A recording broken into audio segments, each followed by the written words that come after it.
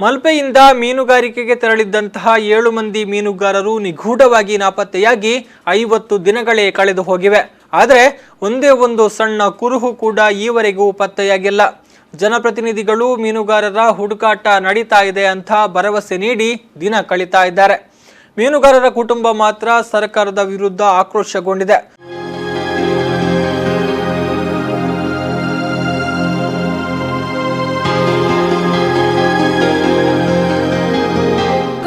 December 15ರಿಂದ ನಿಗೂಢವಾಗಿ ನಾಪತ್ತೆಯಾಗಿರುವ ಮೀನುಗಾರರ ಸುಳಿವೇ ಇಲ್ಲ.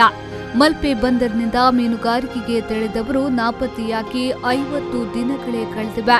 ನಾಪತ್ತೆಯಾದ ಮೀನುಗಾರರ ಮನೆಯವರು ದೇವರಿಗೆ ಪೂಜೆ ಹರಕೆ ಸಲ್ಲಿಸಿದ್ರೂ ಯಾವುದೇ ಸುಳಿವಿಲ್ಲ.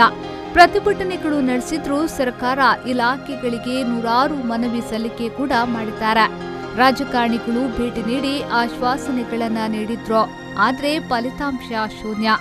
ಆ ಬಳಿಕ ಯಾವುದೇ ಅಧಿಕಾರಿಗಳಾಗಲಿ ರಾಜಕಾರಣಿಗಳಾಗಲಿ ಈ ಬಗ್ಗೆ ಗಮನ ಹರಿಸಿಲ್ಲ ಅನ್ನೋದು ಮನೆಯವರ ಆಕ್ರೋಶ.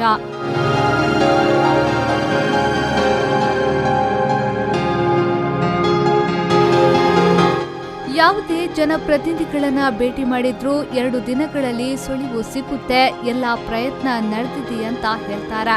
ಆದ್ರೆ ಇದುವರೆಗೂ ಕಾಣೆಯಾದ ಬೋಟ್ ಆಗಲಿ ನಾಪತ್ತೆಯಾದ ಮೀನುಗಾರರಾಗಲಿ ಪತ್ತೆಯಾಗಿಲ್ಲ. ಈ ಘಟನೆಯ ಬಳಿಕ ಮೀನುಗಾರಿಕೆಗೆ ತೆರಳೋದಕ್ಕೆ ಮೀನುಗಾರರು ಆತಂಕ ಪಡ್ತಾ ಇದ್ದಾರೆ. ನಾಪತ್ತೆಯಾದ ಮೀನುಗಾರರ ಮನೆಯವರು ಆತಂಕದಲ್ಲಿ ದಿನ ಕಳೆಯುತ್ತಿದ್ದಾರೆ. ಕೇಂದ್ರ ಸರ್ಕಾರದ ನೌಕಾಸೇನೆ ಮೀನುಗಾರರ ಪತ್ತೆ ಇಷ್ಟು ವಿಳಂಬ ನಡೆ ತೋರಿದ್ರೆ ಇನ್ನು ಯುದ್ಧ ಸಂದರ್ಭದಲ್ಲಿ ಹೇಗೆ ಪರಿಸ್ಥಿತಿ ನಿಭಾಯಿಸ್ತಾರೆ ಅನ್ನುವ ಅನುಮಾನ ಕೂಡ ಮೀನುಗಾರ ಮುಖಂಡ ವ್ಯಕ್ತಪಡಿಸುತ್ತಾರೆ. ನೇವಿಯ ತನಿಖೆ ನಿಖರವಾಗಿ ಬಂದ ಮೇಲೆ ನಾವು ಪ್ರತಿಕ್ರಿಯೆ ಕೊಡ್ಬೋದು. ನಮ್ಮ ಆಶಯ ಇವತ್ತಿಗೂ ಮೀನುಗಾರರು ಜೀವಂತವಾಗಿದ್ದಾರೆ, ಅವರು ಜೀವಂತವಾಗಿ ಸಿಗ್ತಾರೆ ಅಂತಕ್ಕಂಥ ಆಶಾಭಾವನೆಯಲ್ಲಿ ನಾವಿದ್ದೇವೆ. ಆದರೆ ಕೇಂದ್ರ ಸರ್ಕಾರ ನೇವಿ ಇಷ್ಟು ವಿಳಂಬ ಮಾಡಿರ್ತಕ್ಕಂಥದ್ದು, ಯಾಕಂದರೆ ಇಷ್ಟು ದಿವಸದಲ್ಲಿ ಅವರಿಗೆ ಹುಡುಕ್ಲಿಕ್ಕೆ ಆಗಲಿಲ್ಲ ಅಂತ ಆದರೆ ಇದು ಕೇಂದ್ರ ಸರ್ಕಾರ ಇನ್ನು ಯಾರಾದರೂ ಯುದ್ಧಕ್ಕೆ ಬಂದರೆ ಯಾವ ರೀತಿಯಲ್ಲಿ ಎದುರಿಸ್ತಾರೆ ಇರ್ತಕ್ಕಂಥದ್ದನ್ನು ಕೂಡ ನಾವು ಯೋಚನೆ ಮಾಡ್ತಕ್ಕಂಥ ಒಂದು ಕಾಲಘಟ್ಟದಲ್ಲಿ ಇದ್ದೇವೆ. ಇಷ್ಟೊಂದು ನಿರ್ಲಕ್ಷ್ಯ, ಇಷ್ಟೊಂದು ವಿಳಂಬ ಧೋರಣೆ ಖಂಡಿತವಾಗಿಯೂ ಇದು ಒಳ್ಳೆಯ ಬೆಳವಣಿಗೆ ಮೀನುಗಾರರ ಹಿತದೃಷ್ಟಿಯಿಂದ ಅಲ್ಲ ಇರ್ತಕ್ಕಂಥದ್ದನ್ನು ಕೂಡ. ಇತ್ತೀಚೆಗೆ ಸಾಗರದ 60 ಮೀಟರ್ ಆಳದಲ್ಲಿ 24 ಮೀಟರ್ ಉದ್ದದ ಕಬ್ಬಿಣದ ವಸ್ತು ಗೋಚರವಾದ ಬಗ್ಗೆ ನೌಕಾಪಡೆ ದೃಢಪಡಿಸಿತ್ತು. ನೌಕಾಪಡೆ 30 ಮೀಟರ್ ಆಳದವರೆಗೆ ಹುಡುಕಾಟ ನಡೆಸಿತ್ತು. 60 ಮೀಟರ್ ಆಳಕ್ಕೆ ಇಳಿಯಲು ಸಾಧ್ಯವಾಗಿಲ್ಲ ಎಂದು ನೌಕಾಪಡೆ ತಿಳಿಸಿದ್ದಾರೆ. ಆದರೆ 30 ಮೀಟರ್ ಆಳಕ್ಕೆ ಹೋದವರಿಗೆ 60 ಮೀಟರ್ ಆಳಕ್ಕೆ ಇಳಿಯಲು ಯಾಕೆ ಆಗಿಲ್ಲ ಅನ್ನೋ ಅಸಮಾಧಾನ ಎಲ್ಲೆಡೆ ವ್ಯಕ್ತವಾಗಿದೆ. ಇನ್ನೊಂದೆಡೆ ಸಾಮಾಜಿಕ ಜಾಲತಾಣಗಳಲ್ಲಿ ಕಪೋಲ ಕಲ್ಪಿತ ಸುದ್ದಿಗಳು ಇನ್ನಷ್ಟು ಆತಂಕವನ್ನ ಸೃಷ್ಟಿಸುತ್ತಿದೆ. ಕೆಲ ದಿನಗಳ ಹಿಂದೆ ಶ್ರೀಲಂಕಾದಲ್ಲಿ ಮೀನುಗಾರರು ಪತ್ತೆಯಾಗಿದ್ದಾರೆ. ಕಾಣೆಯಾದ ಮೀನುಗಾರರ ಮೊಬೈಲ್ ರಿಂಗ್ ಆಗಿದೆ ವದಂತಿಗಳು ಹರಡಿತು. ಇದರಿಂದ ಒಂದಷ್ಟು ಆತಂಕಗಳು ಹೆಚ್ಚಾದಿವೆ ವಿನಃ ಮೀನುಗಾರರ ಸುಳಿವು ದೊರೆತಿಲ್ಲ.